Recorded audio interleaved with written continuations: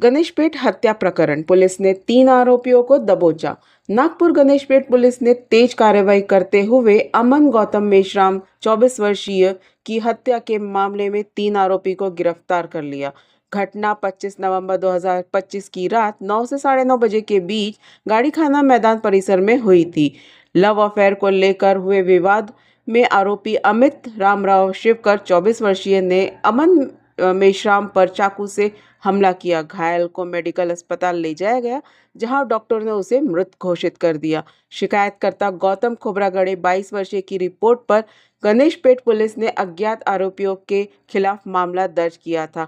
जांच के दौरान पुलिस ने 3 आरोपियों को गिरफ्तार किया। अमित शिवकर, हेमंत बागड़े 25 वर्षीय और तेजस्विनी कावले 21 वर्षीय को गिरफ्तार कर लिया। पुलिस आगे की जांच में जुटी है।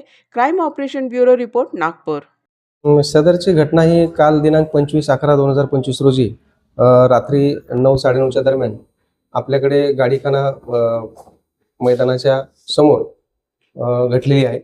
या ठिकाणी यातील मृत इसम नामे अमन गौतम मेश्राम, वय 24 वर्ष, राहणार जुना बगडगंज, गंगाबाई घाटजवळ, नागपूर।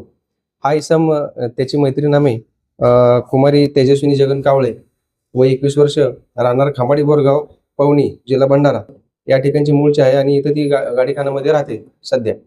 तर त्याच्या मैत्रिणीला तो भेटण्यासाठी इथं आला होता। त्यावेळी त्यांच्या जुन्या मैत्रीच्या वादातून एकमेकांसोबत शिवीगाळ आणि वाद सुरू झाला। या अगोदरच या ठिकाणी तिचा दुसरा एक मित्र आहे, ज्याचं नाव आहे अमित रामराव शिवरकर, वय 24 वर्ष, राहणारा पारडीचा आहे तो, आणि त्याचा मावस भाऊ आहे हेमंत चैतन्येश्वर बागडे, वय 25 वर्ष, रामनगर बाजारटोली, शहापूर, जिल्हा भंडारा। हे दोघं या ठिकाणी अगोदर चालले होते। ज्यावेळी या दोघांच्या म्हणजे तेजस्विनी आणि अमन गौतम मेश्राम यांच्यात वाद झाले, ते वाद पाहून यातला जो हे दोन्ही आरोपी त्या ठिकाणी आले आणि यातला जो अमित रामराव शिवरकर आहे याने त्या अमन गौतम मेश्रामला स्वतःच्या चाकूने त्याच्यावर वार केला पोटावर आणि त्यामुळे त्याचा मृत्यू झालेला। तर या संदर्भामध्ये आम्ही नमूद तिन्ही आरोपितांविरुद्ध गुन्हा नोंद करून त्या तिघांनाही अटक केलेला आहे आणि आमची तपास आता चालू आहे। कारण असं आहे की यातला जो अमन गौतम मेश्राम आहे त्याचे तेजस्विनीसोबत मैत्रीपूर्ण संबंध होते आणि तो थोडासा पॉझिटिव्ह होता या विषयावर। पण याच दरम्यान तिचा जो दुसरा मित्र आहे अमित रामराव शिवरकर, हा सुद्धा तेजस्विनीच्या कॉन्टॅक्टमध्ये होता आणि या गोष्टीला जो अमन आहे तो विरोध करत होता, त्याच्यामुळे त्यांचे वाद होत होते।